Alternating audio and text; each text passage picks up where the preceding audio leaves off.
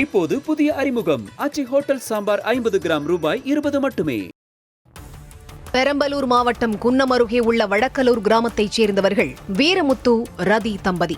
ரதி சாராயம் மற்றும் கஞ்சா விற்பனை செய்து வருவதாக கூறப்படும் நிலையில் வேலை வெட்டிக்கு செல்லாத அவரது மகன் வீரராகவனோ 24 மணி நேரமும் குடியும் குடித்தனமுமாக இருந்து வந்துள்ளான். கஞ்சா மற்றும் மது போதையிலேயே சுற்றி வந்த வீரராகவன் அக்கம் பக்கத்து வீட்டினரோடு தகராறு செய்வது, ஆடு, கோழி, சிலிண்டர் திருடுவது போன்ற திருட்டு வேலைகளையும் விட்டு வைக்கவில்லை.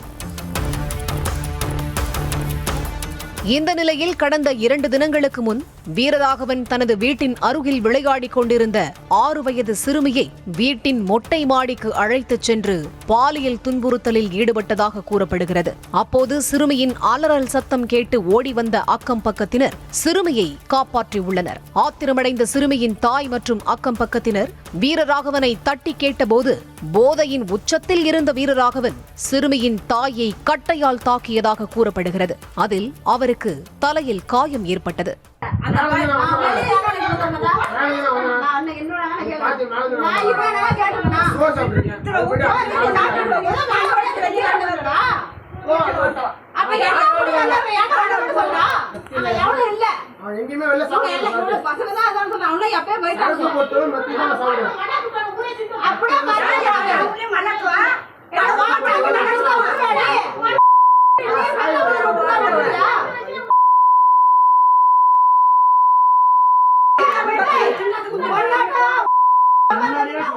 இதையடுத்து வீரராகவனை பிடித்து உட்கார வைத்த அக்கம் பக்கத்தினர் நடந்தது குறித்து மங்களமேடு போலீசாருக்கு தகவல் தெரிவிக்க சிறிது நேரத்தில் அங்கு வந்த போலீசார் வீரராகவனை காவல் நிலையம் அழைத்துச் சென்றனர்.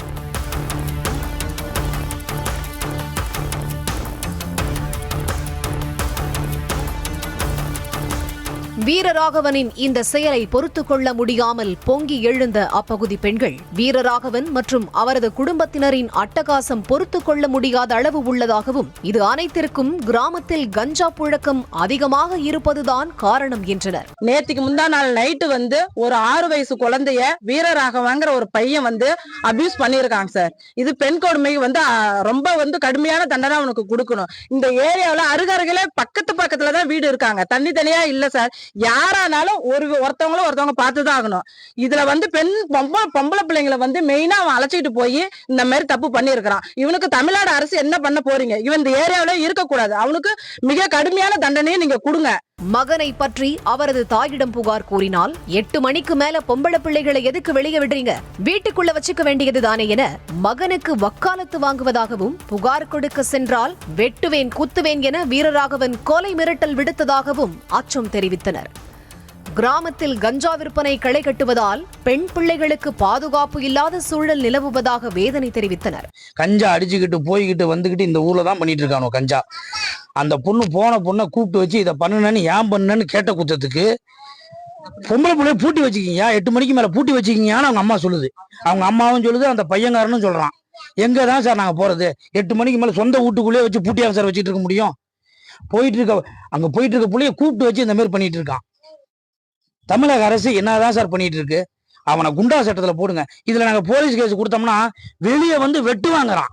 6 வயது சிறுமிக்கு நடந்தது நாளை தங்களது பிள்ளைகளுக்கு நடக்காது என கூறுவதற்கு என்ன உத்தரவாதம் உள்ளது என கேள்வி எழுப்பிய வரதராஜன், காவல்துறையினர் கஞ்சா புழக்கத்தை கட்டுப்படுத்த கடுமையான நடவடிக்கை எடுப்பதோடு கிராம மக்களை அச்சுறுத்தி வந்த வீரராகவனை குண்டர் சட்டத்தில் கைது செய்ய வேண்டும், இல்லையென்றால் மாவட்ட ஆட்சியர் அலுவலகம் முற்றுகையிடப்படும் என எச்சரித்தனர்.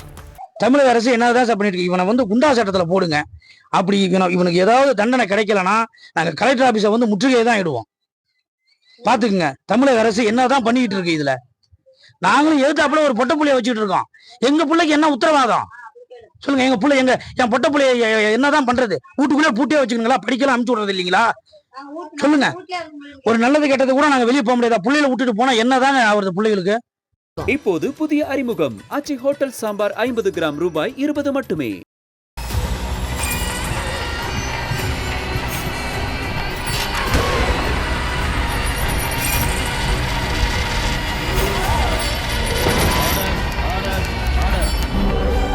நிகழ்தகவு குற்றங்களின் மறுபரிமாணம். நாள்தோறும் இரவு 10 மணிக்கு இணைந்திருங்கள் நமது நியூஸ் தமிழ் தொலைக்காட்சியோடு.